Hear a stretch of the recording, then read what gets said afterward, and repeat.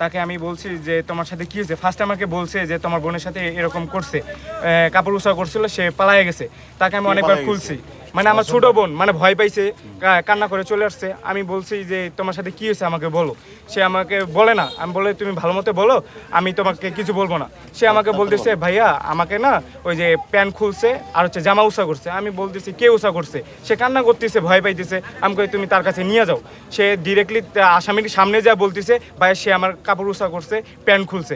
আমি কই তার ওয়াইফকে জিজ্ঞাসা করলাম যে আপনারা এই বলেন যে একটা মেয়ে মানুষের সাথে এরকম করলে কি অবস্থা হবে। আর সে হচ্ছে 9-10 বছরের শিশু, তার সাথে যদি এরকম করে তাহলে সে বাঁচবে? কোনোদিন বাঁচবে না।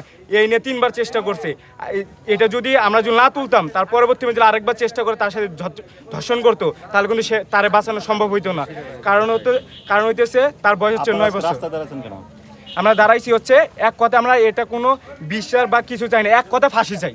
কারণ কথা হইতেছে আমার বোনের সাথে যা হয়েছে পরবর্তীতে অন্য জনের বোনের সাথে তার না হোক। আমার বোন আছে, অন্য জনের ভাগ্নি আছে, এইগুলোতে আমরা আটকাবো। কারণ কথা হচ্ছে আমার বোনের সাথে যা হয়েছে পরবর্তীতে যদি অন্য জনের বোনের সাথে তা না হয়, এক কথায় ফাঁসি চাই, কোনো বিচার চাই না। এক কথা যতক্ষণ না রায় না দিতেছে ততক্ষণ আমরা এখান থেকে উঠবো না। হ্যাঁ, গ্রেপ্তার করা হয়েছে, আমরা পুলিশকে জানানো হয়েছে। পুলিশ হচ্ছে কোনো অ্যাকশন নিতেছে না। কেন নিতেছে না? না, আসামি হচ্ছে বাড়িতে স্বয়ং ঘুরে বেড়াইতেছে, আসামিরা কেন ধরা হইতেছে না? কারণ আমাদের নির্যাতন হয়ে গেত, তাহলে আমরা বিচার দিয়ে কি করতাম? এখন আমার বোনের একদম যেটা দরকার সরকারি, সেটা আমার করে দেওয়া উচিত। কারণ কথা হইতেছে আমার বোনের যা অন্য জনের বোনের তা। এখন যদি আমার বোন এরকম হইতো, অন্যজনকে কোনোদিন করতো না। এখন আমার একটা কথাই, আমি কোনো শাস্তি চাই না, এক কথায় ফাঁসি চাই। কারণ মানুষ করে ফাঁসির হুকুম আমি এটি চাই, আমি আর কিছু চাই না। আর রাস্তায় দাঁড়াচ্ছেন কেন আজকে? আমি দাঁড়াচ্ছি আসামিকে ধরা হোক, পুলিশের কাছে আমার এটি কারণ কথা হচ্ছে পুলিশের কাছে গ্রেপ্তার চাই, তাদের অতি শীঘ্রই আইনের আওতায় আনা হোক এবং আমরা তার অতি শীঘ্রই ফাঁসি চাই।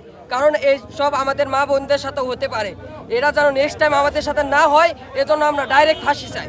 গ্রেপ্তার পর ডাইরেক্ট ফাঁসি চাই, কোনো আমরা অন্য পন্থায় যাব না, আমরা ডাইরেক্ট ফাঁসি। আইন কি বিক্রি হয়ে গেছে টাকার কাছে? কারণ আমার বোনের যা হচ্ছে কাকে আপনার বোনের হতে পারে।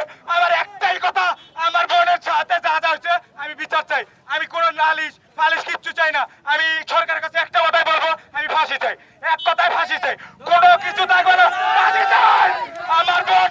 আমার বোন আপনার বোন সবারই বোন এটা। কারণ আমার ফাঁসি চাই।